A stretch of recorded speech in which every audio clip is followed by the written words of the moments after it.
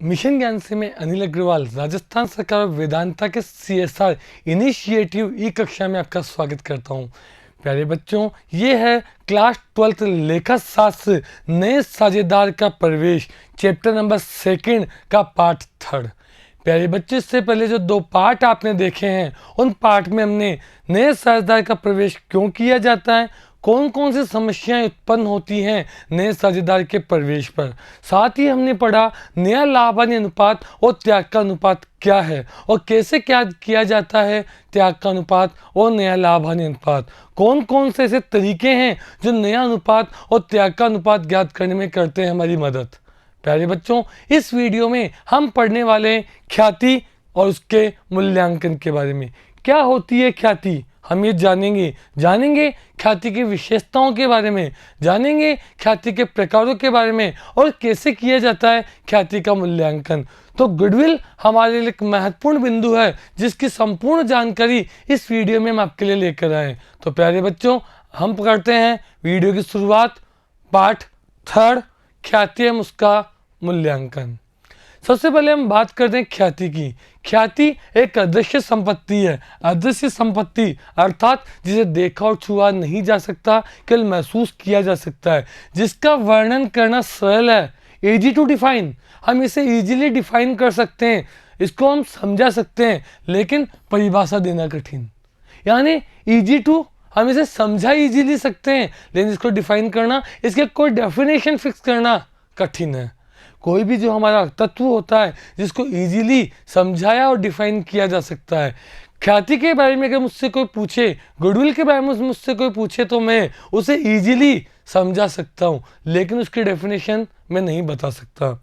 ये व्यवसाय के अच्छे नाम, प्रतिष्ठा, संबंधों से मिलने वाला लाभ है। कोई संस्था जब प्रतिष्ठित हो जाती है, जब उसका अच्छा नाम होता है, तो उससे उसके लाभों में जो वृद्धि होती है वो होती है ख्याति। ये एक आकर्षण शक्ति है। कौन? ख्याति। ख्याति एक आकर्षण शक्ति है जो ग्राहकों को लाती है।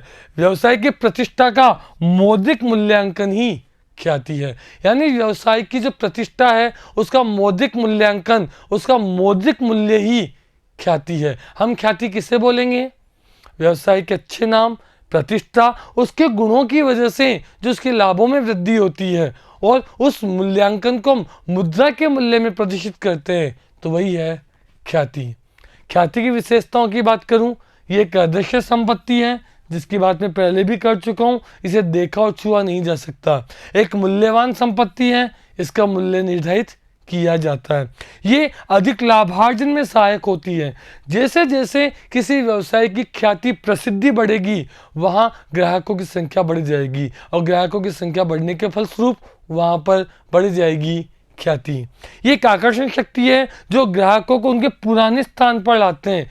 ग्राहक बार बार वहीं जाता है जहां से वो सेटिस्फाई है। यानी एक बार कोई व्यक्ति, कोई ग्राहक संतुष्ट हो जाता है तो बार बार वो उसी जगह जाना प्रदर्शित करता है, पसंद करता है। इसका मूल्य परिवर्तित होता रहता है।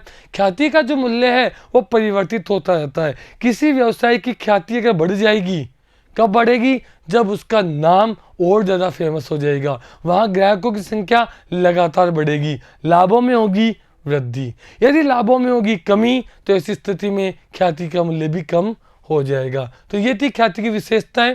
ख्याति के प्रकार। ख्याति 2 प्रकार की होती है। सबसे पहले मैं बात करूं क्रय की गई ख्याति। जैसा कि नाम से ही आपको पता लग रहा है, क्रय की गई ख्याति ऐसी ख्याति जिसको हमने क्रय किया है, जिसको हमने खरीदा है। यानी कि किसी प्रसिद्ध व्यवसाय को अगर मैं खरीद लेता हूं, तो उसकी ख्याति को भी मैं खरीद लेता हूँ।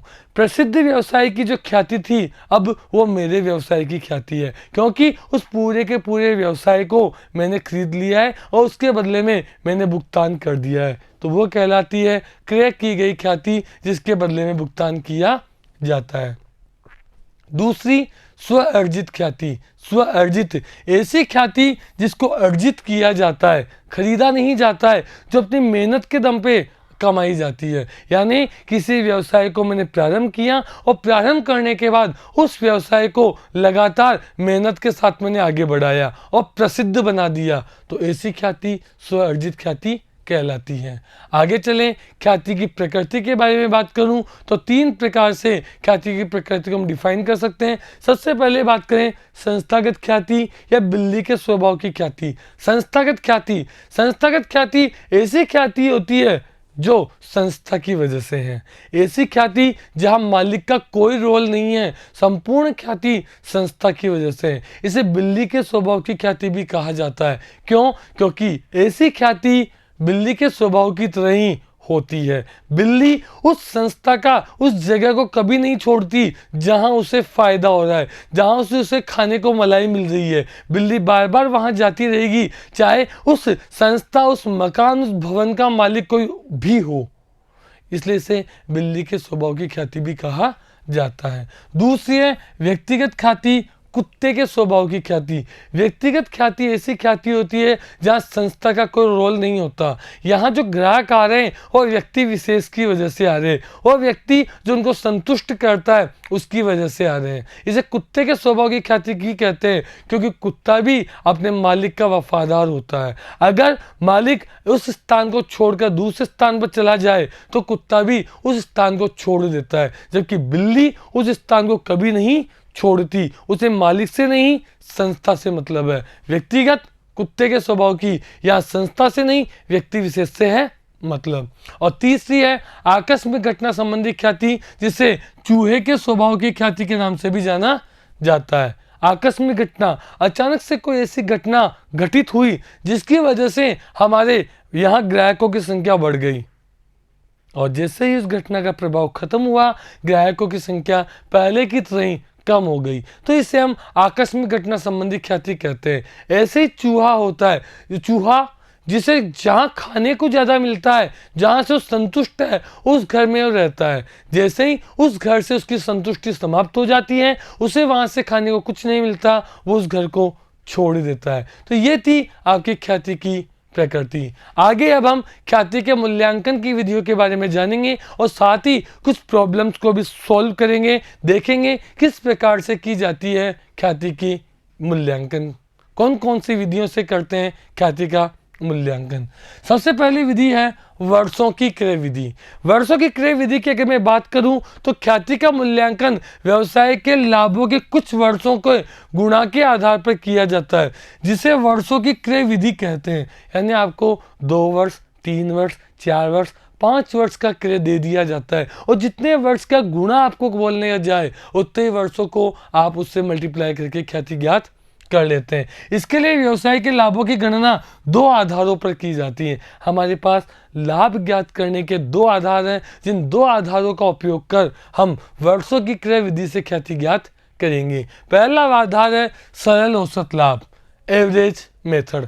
एवरेज मेथड की बात करूं, ख्याति का मूल्यांकन पिछले कुछ वर्षों के औसत लाभ, हानियों सहित, यानी कुछ वर्षों के औसत लाभ के आधार पर किया जाता है। औसत लाभ की गणना करते समय पिछले वर्षों के लाभों में निम्न समायोजन आपको करने होते हैं। कौन कौन से निम्न समायोजन हैं जो आपको लाभों की गणना करते समय, औसत लाभ ज्ञात करते समय ध्यान देने होंगे। सबसे पहले बात करें असामान्य आय या असामान्य लाभ, अबनॉर्मल प्रॉफिट। संबंधित वर्ष की आय में से कम कर देना चाहिए, यानी जो भी आपका असामान्य लाभ, अबनॉर्मल प्रॉफिट है, उस अबनॉर्मल प्रॉफिट को आप संबंधित वर्ष की जो भी आय होगी वहां से उसे आप घटा देंगे, उसे कम कर देंगे। असामान्य हानि, असामान्य हानि को संबंधित वर्ष की आय में जोड़ देना चाहिए। असामान्य लाभ को घटा देना चाहिए, जबकि असामान्य हानि, अबनॉर्मल लॉस को संबंधित वर्ष की आय में जोड़ देना चाहिए। गैर व्यापारिक विनियोगों पर आय, गैर व्यापारिक विनियोगों को आय को भी हम क्या कर देंगे, कम कर देंगे। ऐसी आय को भी हम संबंधित वर्ष में से घटा देंगे। आगे बात करूं तो आपको इसका एक फॉर्मूला दिया हुआ है, कहा गया है टोटल एडजस्टेड प्रॉफिट।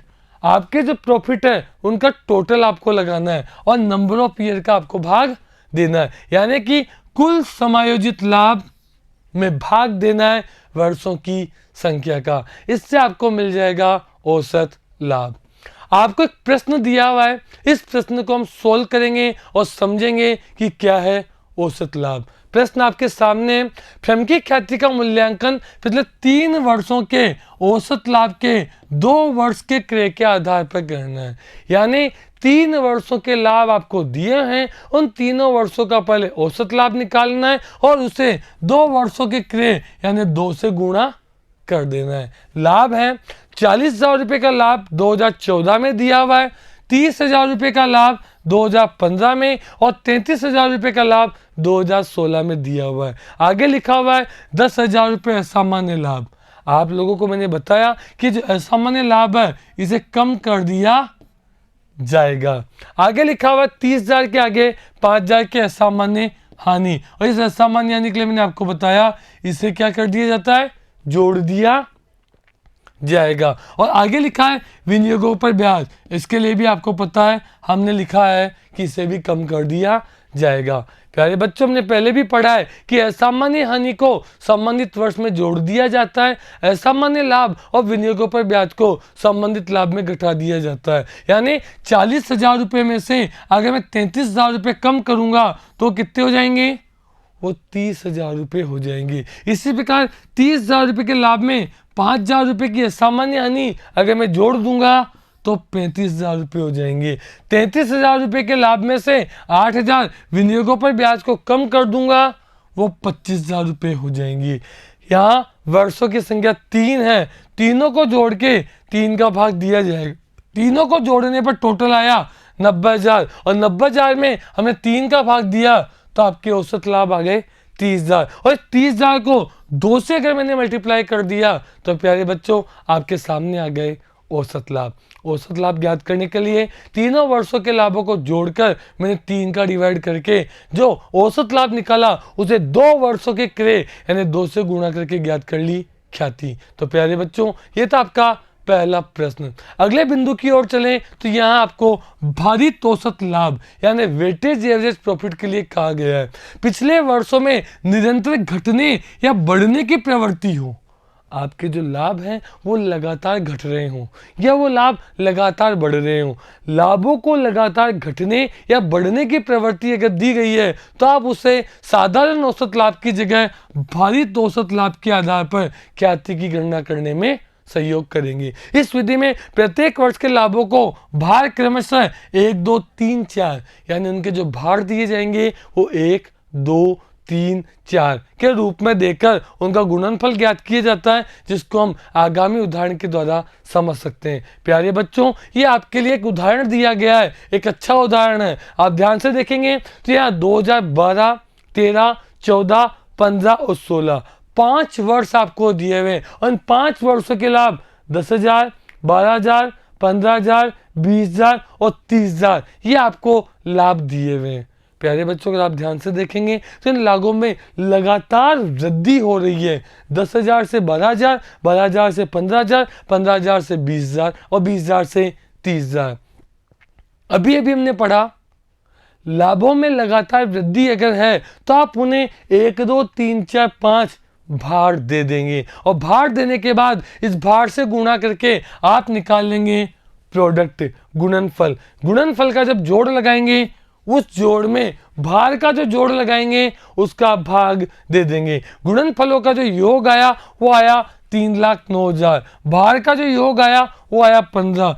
3,09,000 में 15 का अगर डिवाइड करेंगे तो 20,600 रुपये आपको भारित औसत लाभ प्राप्त होगा, जिसे 2 वर्षों के क्रय के लिए अगर कहा गया है तो 20,600 को 2 से गुणा करके 41,200 रुपये आपकी ख्याति की राशि होगी। यानी लगातार लाभ बढ़ने की स्थिति में आप भारित औसत लाभ का प्रयोग करेंगे। एक और महत्वपूर्ण प्रश्न है जो आपके सामने है। प्यारे बच्चों आप इसे महत्वपूर्ण प्रश्न माने क्योंकि एग्जाम में कई बार ये पूछा गया है। एक फर्म की ख्याति का मूल्यांकन पिछले 4 वर्षों के भारित औसत लाभ को 3 वर्षों से 3 से गुणा करके ज्ञात करना है। आपको लाभ 2012-13, 13-14, 14-15 और 15-16 के रूप में दिए गए हैं। लाभ हैं वह 20,200, 24,800, 20,000 और 30,000। साथ ही आपको यहाँ वेट दिए हुए हैं 1, 2, 3, 4। आगे कुछ सूचनाएं जिनको हम पढ़ते हैं। 1 दिसंबर 2014 को प्लांट के संबंध में एक मरम्मत का कार्य किया गया जिस पर 6,000 रुपये खर्च हुए थे। इस खर्च को लाभ हानि खाते से चार्ज कर लिया था, किंतु ख्याति का मूल्यांकन करने के लिए इस राशि का पूंजीकरण किया जाए। प्यारे बच्चों, एक 6,000 रुपये का खर्च है जिससे आपने लाभ हानि खाते में लिखा था। अब ख्याति का मूल्यांकन करने के लिए आपको इसका पूंजीकरण करना है और पूंजीकरण करने के साथ ही साथ इस पर क्रमागत रास विधि से 10% डेप्रिसिएशन भी लगाना है। अगला जो बिंदु है वो कह रहा है 2013-14 में अंतिम स्टॉक यानी क्लोजिंग स्टॉक का जो मूल्यांकन है वो 2400 रुपये से अधिक किया गया है, यानी आपका जो मूल्यांकन है क्लोजिंग स्टॉक का वो हुआ है अधिक। और अंतिम लिखा हुआ है ख्याति के मूल्यांकन के लिए प्रबंधकीय लागत के संबंध में 4800 रुपये वार्षिक चार्ज आपको लगाना है। तो प्यारे बच्चों, इस सवाल को हम सोल्व करते हैं। आपको ज्ञात करना है भारित औसत लाभ। सबसे पहले मैं यहां लिखना चाहूंगा प्रॉफिट जो आपको दिए हुए हैं, ईयर भी आपको दिए हुए हैं, सॉरी, तो पहले मैं ईयर लिख देता हूं। ईयर जो शुरू हो रहे हैं वो हो रहे हैं 2012-13 से, तो चलिए लिख देते हैं 2012-13, 2013-14, 2014-15 और 2015-16। ये आपके 4 ईयर आपको दिए हुए हैं। आपको इसके बाद लिखना है प्रॉफिट जो आपको दिए हुए वो दिए हुए हैं 20,200, 24,800, 20,000 और 30,000। आपको 4 वर्षों के लाभ यहां दिए हुए। प्रश्न में सबसे पहले आपको बोला गया है कि 6,000 की मरम्मत का खर्च था जिससे आपको पूंजीकरण करना है, तो आप यहां लिख देंगे कैपिटलाइज एक्सपेंसेस। कौन से? 1 दिसंबर 2014। प्यारे बच्चों, ध्यान से अगर आप देखेंगे तो 1 दिसंबर 2014 जो हमें मिलेगा वो मिलेगा 2014-15 में। यहाँ पर हम प्लस कर देंगे 6,000 रुपये और इन तीनों सालों में कुछ भी समायोजन नहीं करेंगे। इस पे डेप्रिसिएशन लगाने की बात भी हमारे सामने आई थी और डेप्रिसिएशन जो लगेगा वो लगेगा केवल इन 2 वर्षों में। तो डेप्रिसिएशन कितना लगेगा? डेप्रिसिएशन की अगर मैं बात करूं तो डेप्रिसिएशन सबसे पहले लगेगा 6,000 पर। कितने प्रतिशत की दर से बच्चों? 10%। किस तारीख से? 1 दिसंबर 2014 से 31 मार्च 2015 तक। यानी आपको 1 दिसंबर 2014 से 31 मार्च 2015, दिसंबर, जनवरी, फरवरी और मार्च 4 महीने का डेप्रिसिएशन लगाना है जो 200 रुपये आएगा। इसके बाद क्रमागत रास विधि से डेप्रिसिएशन लगाना है तो 6,000 में से पहले हम 200 रुपये का जो मूल्य राशि है उसको माइनस कर देंगे। प्यारे बच्चों, आपको पता होगा क्रमागत रास विधि में जब भी डेप्रिसिएशन निकाला जाता है तो डेप्रिसिएशन निकालते समय डेप्रिसिएशन को उसकी फेस वैल्यू में से घटा दिया जाता है। तो अगला जो डेप्रिसिएशन कैलकुलेट करेंगे वो 5,800 का 10% पूरे साल भर का 580 रुपये प्राप्त करेंगे। तो यहाँ पर जब हम डेप्रिसिएशन माइनस करेंगे, यहाँ पर हम करेंगे 200 रुपये माइनस और यहाँ पर करेंगे हम 580 रुपये माइनस। 2 एडजस्टमेंट हमने कंप्लीट किए। तीसरे एडजस्टमेंट की बात करूं, अंतिम स्टॉक का मूल्यांकन अधिक। तो मैं प्यारे बच्चों आपको बताना चाहता हूं, अंतिम स्टॉक का अगर अधिक मूल्यांकन होता है तो इसे चालू वर्ष में घटाकर अगले वर्ष में जोड़ दिया जाता है। यहाँ बात की जा रही है 2013 और 14 की, तो यहाँ पर मैं लिख दूंगा ओवर वैल्यू क्लोजिंग स्टॉक। तो 2013-14 में ये कितने रुपए थे प्यारे बच्चों? 2,400 रुपये माइनस कर दिए जाएंगे और 2014-15 में इन 2,400 को हम प्लस कर देंगे और बाकी के दोनों वर्षों में कोई समायोजन नहीं होगा। लास्ट है वार्षिक खर्च, और मैं आपको बता दूं प्यारे बच्चों, एनुअल जो एक्सपेंसेज होते हैं उन एनुअल एक्सपेंसेज को सभी वर्षों में घटा दिया जाता है। तो प्यारे बच्चों, आपने देखा कि जिन खर्चों का पूंजीकरण किया जाता है उन खर्चों को संबंधित वर्ष में जोड़ दिया जाता है, उन खर्चों पर लगने वाला डेप्रिसिएशन संबंधित वर्ष में घटा दिया जाता है, अंतिम स्टॉक का मूल्यांकन अधिक होने पर संबंधित वर्ष में माइनस और आगामी वर्ष में प्लस कर दिया जाता है, और एनुअल खर्चों को सभी वर्षों में घटा दिया जाता है। इसके बाद हम इसका टोटल कैलकुलेट करेंगे।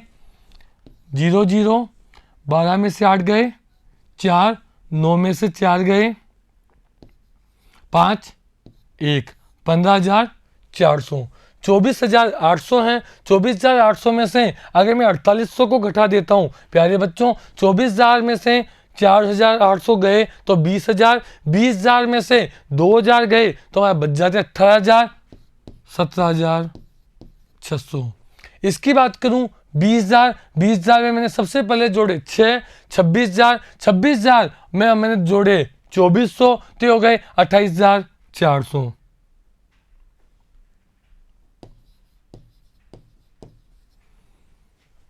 20, 6, 26, 27, 28, 28,400, 28,400 में से मुझे घटाना है 5,000 रुपये को, तो आ जाएगा आपका 23,400। फिर हम बात करें यहां 30,000 है, 30,000 में से आपको घटाना है 48, 49, 50, 51, 52, 53, 53,080। 30,000 में से आपको माइनस करना है 5,380। आपके सामने बचेगा 0, 2, 6, 4, 24,620।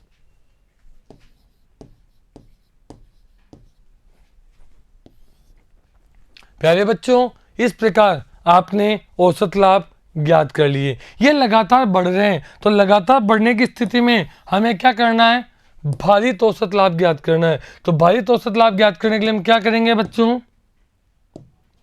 इन तीनों प्रॉफिट्स को लिखेंगे। प्रॉफिट्स कितने कितने हैं,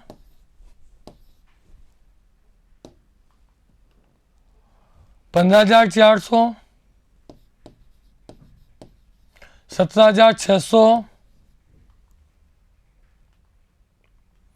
23,400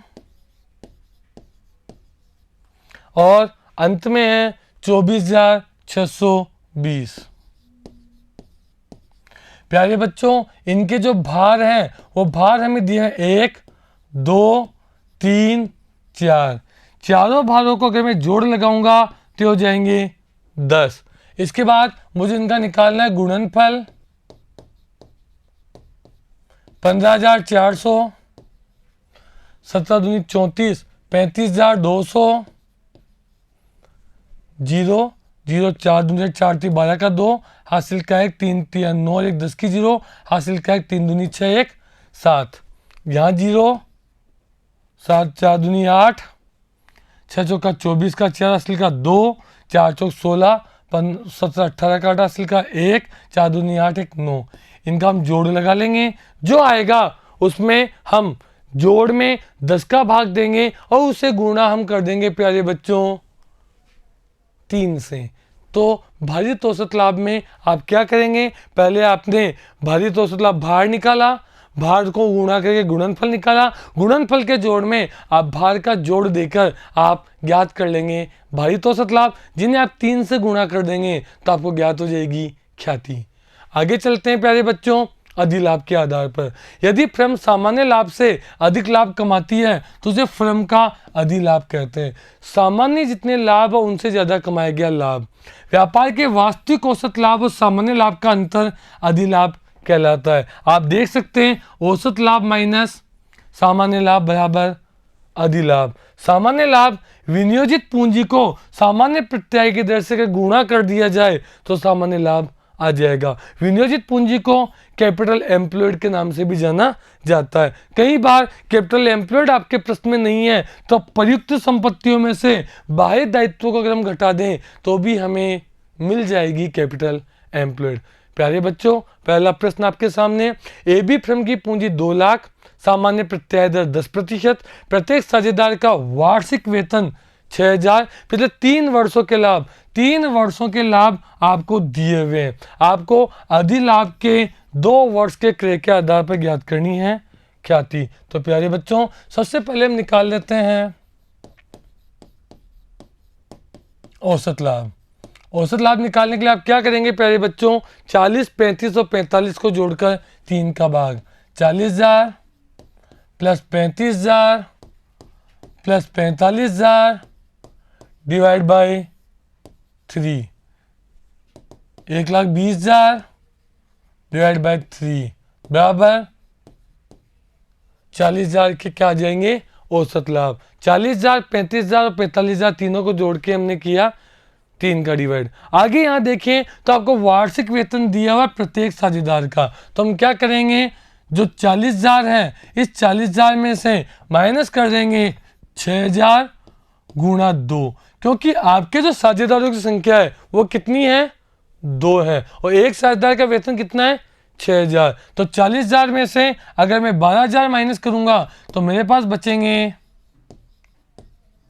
28,000। ये आपके क्या हो जाएंगे, वास्तविक औसत लाभ। वास्तविक औसत लाभ आपके पास आ चुके हैं। आगे आपको निकालना है सामान्य लाभ। सामान्य लाभ निकालने के लिए आप क्या करेंगे, विनियोजित पूंजी जो कि कितनी है, 2 लाख। विनियोजित पूंजी आपकी है 2 लाख, प्रत्याय की दर आपकी 10%, यानी कितनी हो जाएंगी, 20,000। तो अधिलाभ जो आपके निकलेंगे वो निकलेंगे, अधिलाभ बराबर 28,000 माइनस 20,000 बराबर 8,000। और ख्याति ज्ञात करने के लिए आपको क्या करना है, इस 8,000 को मल्टीप्लाई करना है कितने वर्षों से, 2 वर्षों से, बराबर 16,000। यानी आप पहले औसत लाभ निकालेंगे, सामान्य लाभ निकालेंगे, औसत लाभ में से सामान्य लाभ को घटा देंगे, अधिलाभ आ जाएगा और उसे गुणा कर देंगे जो भी आपके क्रेवर्स हैं उनसे। एक और प्रश्न आपके सामने है, 1 अप्रैल 2017 को एक फर्म की संपत्तियां 2 लाख थी, जिनमें 10,000 रोकड़ भी शामिल थी। 2 लाख की संपत्तियों में 10,000 शामिल है रोकड़। इस स्थिति को लेनदार 10,000 के थे, लेनदार और 10,000 के। साझेदार के पूंजी खातों में 1,60,000 का शेष और संचय कोष 30,000 था। यानी अगर मैं बात करूं कैपिटल एम्प्लॉयड अगर निकालने के लिए बोला जाए तो कैपिटल एम्प्लॉयड निकालने के लिए आप क्या करेंगे, कैपिटल और उसमें जोड़ देंगे रिजर्व। कैपिटल आपकी कितनी है, 1,60,000, रिजर्व आपके कितने हैं, 30,000, यानी कैपिटल एम्प्लॉयड जो जाएगी वो जाएगी 1,90,000। ब्याज की दर 8% और 2% तत्व भी शामिल है, जोखिम तत्व हैं। अधिलाभ के 3 वर्षों के क्रय के आधार पर ख्याति का मूल्य 33,000 रुपये। आपको औसत लाभ की राशि ज्ञात करनी है। इस प्रश्न में आपको ज्ञात करने हैं औसत लाभ। तो प्यारे बच्चों, आपको औसत लाभ ज्ञात करने, आपको सबसे पहले दिया हुआ है ख्याति। ख्याति जो दी हुई है वो दी हुई है अधिलाभ के 3 गुने के आधार पर। तो अधिलाभ को अगर 3 से गुणा करूं तो मुझे मिल जाएगी ख्याति की राशि। ख्याति आपको दी हुई है 33,000 रुपये, अधिलाभ आपके है नहीं जो आपको ज्ञात करना है, गुणा 3, तो आपका अधिलाभ है वो आ जाएगा 33,000 बटे 3, 11,000। 11,000 रुपये आपको प्राप्त हो जाएंगे अधिलाभ। अधिलाभ के फॉर्मूले की अगर मैं बात करूं तो अधिलाभ का जो फॉर्मूला है उसका फॉर्मूला होता है औसत लाभ माइनस सामान्य लाभ। औसत लाभ आपको ज्ञात करने, अधिलाभ आपको दिए 11,000, औसत लाभ आपको ज्ञात करने और सामान्य लाभ भी आपके पास नहीं है। सामान्य लाभ अगर ज्ञात करने की बात की जाए तो सामान्य लाभ का फॉर्मूला होता है विनियोजित पूंजी गुणा प्रत्यय की दर। विनियोजित पूंजी हमने पहले निकाल ली थी 1,90,000। क्वेश्चन में आपको प्रत्यय की दर दी गई है 10%, यानी कि आपके सामान्य लाभ है वो आ जाएंगे 19,000। यानी यहाँ माइनस का चिन्ह लगाकर मैं 19,000 लिख सकता हूँ। यानी कि औसत लाभ अगर ज्ञात करने को मुझे बोला जाए तो औसत लाभ जो मेरे आएंगे वो आएंगे 11,000, माइनस का चिन्ह चेंज हो जाएगा प्लस में 19,000, यानी कि आपके औसत लाभ आ जाएंगे 30,000। इस प्रकार मैं आसानी से औसत लाभ ज्ञात कर सकता हूं। अगले प्रश्न की ओर चलूं, यह आपको पूंजीकरण विधि के बारे में कहा गया है। अर्जित व्यवसाय द्वारा अर्जित लाभों का पूंजीकरण करके ख्याति का मूल्य ज्ञात किया जाता है। इस विधि में जो भी लाभ हमने अर्जित किए हैं, इन अर्जित लाभों का हम पूंजीकरण ज्ञात करते हैं और ज्ञात पूंजीकरण को ही हम ख्याति ज्ञात करने में मदद करते हैं। इसके लिए भी दो आधारों का प्रयोग किया जाता है। सबसे पहले बात करते हैं औसत लाभ का पूंजीकरण। औसत लाभ के पूंजीकरण करने के लिए आप औसत लाभ को 100 से गुणा करके सामान्य प्रत्यय की दर का भाग देंगे तो आपको पूंजीकरण मूल्य मिल जाएगा, और इस पूंजीकरण मूल्य में से आप विनियोजित पूंजी के घटा देंगे तो ज्ञात हो जाएगी ख्याति। यानी कि प्यारे बच्चों, पहले आपको इस प्रश्न में औसत लाभ का पूंजीकरण ज्ञात करना है और पूंजीकरण ज्ञात करने के बाद आपको ज्ञात करनी है ख्याति। तो देखिए, आपको प्रश्न में औसत लाभ ऑलरेडी 15,000 दे रखे, पूंजी आपको दे रखी है 1,00,000, प्रत्यय की दर 10% और ज्ञात करना है औसत लाभ की पूंजीकरण विधि से ख्याति। तो सबसे पहले हम क्या करेंगे, हम करेंगे औसत लाभ का पूंजीकरण।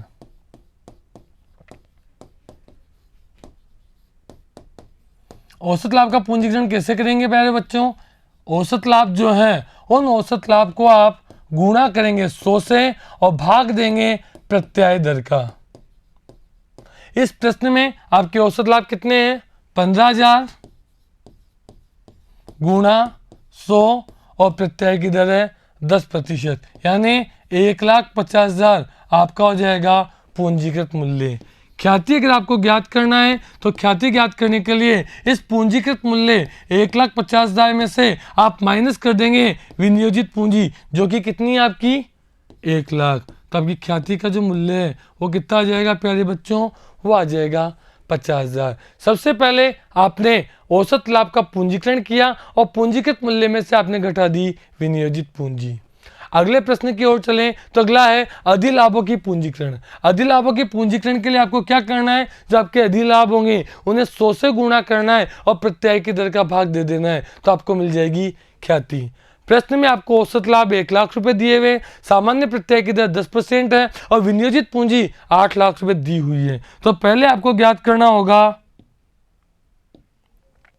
अधिलाभ। तो अधिलाभ ज्ञात करने के लिए आपको चाहिए सबसे पहले औसत लाभ। औसत लाभ आपके सामने है 1,00,000। फिर आपको ज्ञात करने हैं सामान्य लाभ। सामान्य लाभ ज्ञात करने के लिए आपके पास विनियोजित पूंजी कितनी है, 8,00,000, प्रत्यय की दर 10%, तो सामान्य लाभ हो जाएंगे 80,000। अधिलाभ ज्ञात करने के लिए आप क्या करेंगे, अधिलाभ ज्ञात करने के लिए आप औसत लाभ में से जो कि 1,00,000 है उसमें से सामान्य लाभ 80,000 घटा देंगे तो आपके अधिलाभ आ जाएंगे 20,000। पूंजीकरण करने के लिए हमें बताया गया है कि ख्याति अगर आपको पूंजीकृत करनी है तो जो आपके अधिलाभ है उन अधिलाभ को 100 से गुणा कर जो प्रत्यय की दर है उसका भाग दे देंगे तो आपके पास आ जाएगी ख्याति।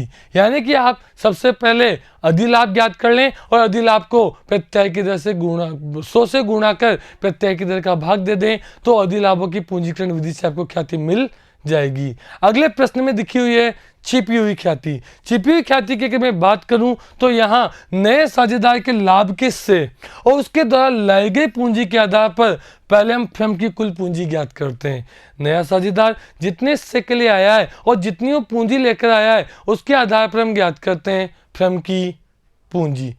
फर्म की कुल पूंजी में से साझेदारों की समायोजित पूंजी व नए साझेदार की पूंजी घटाकर हम फर्म की ख्याति ज्ञात कर लेते हैं।